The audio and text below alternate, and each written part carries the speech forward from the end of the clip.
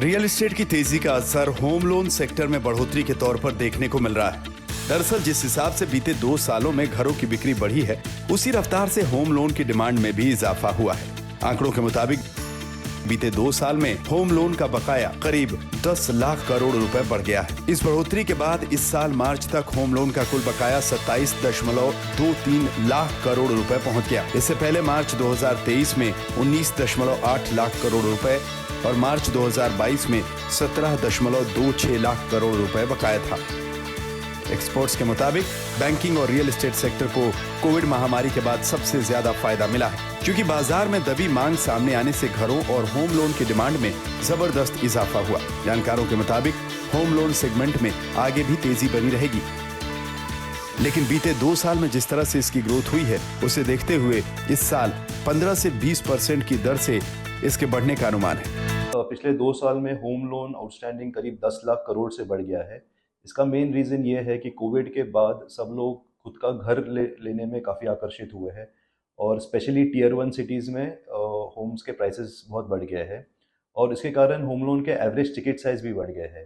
That is one of the main reason कि overall outstanding market में बढ़ गया है। कमर्शियल रियल एस्टेट में बैंक्स ने करीब 2 लाख करोड़ एडिशनल फंडिंग करी है। This is a very good sign, बहुत अच्छा साइन है मैं बोलूँगा कमर्शियल रियल एस्टेट के लिए। ये दिखाता है कि इकॉनमी अपस्विंग में है। जब इकॉनमी अपस्विंग में होती है, ऑटोमेटिकली कमर्शियल रियल एस्टेट की डिमांड होती है और जब डिमांड क्रिएट होती है तो इन्वेस्टर्स अपने यहाँ पैसा लगाते हैं और उसमें इन्वेस्टमेंट करते हैं। तो ये ओवरऑल बहुत अच्छा स्ट्रॉन्ग सिग्नल है। रियल एस्टेट की जोरदार रफ्तार से केवल बैंकिंग सेक्टर को ही फायदा नहीं हुआ, बल्कि सीमेंट और स्टील समेत 200 से ज्यादा सेक्टर्स को फायदा मिला। बीते 2 साल में तेजी आने से पहले करीब 10 साल तक प्रॉपर्टी मार्केट बेहद सुस्त चाल से सरक रहा था। इसकी बड़ी वजह नए रियलिटी कानून, रेरा, जीएसटी और नोटबंदी से पैदा हुई रुकावटें भी थी। लेकिन अब इसी रेरा ने घरों के पोजीशन को मिलने का भरोसा बढ़ाकर ग्राहकों का डर कम कर दिया है।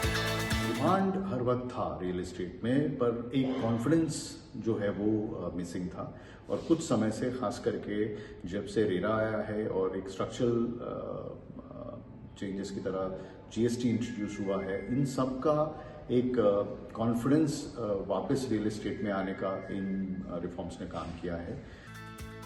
होम लोन के साथ ही कमर्शियल सेगमेंट को दिए जाने वाले बैंकिंग लोन में भी 2 साल के दौरान तेजी आई है।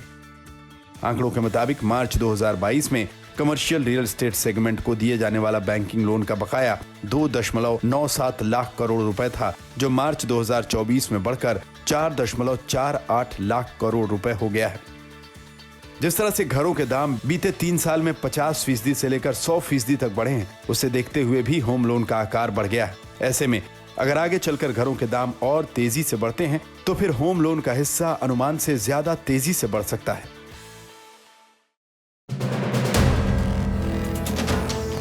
वीडियो पसंद आया तो हमें लाइक, कमेंट, शेयर और सब्सक्राइब जरूर करें।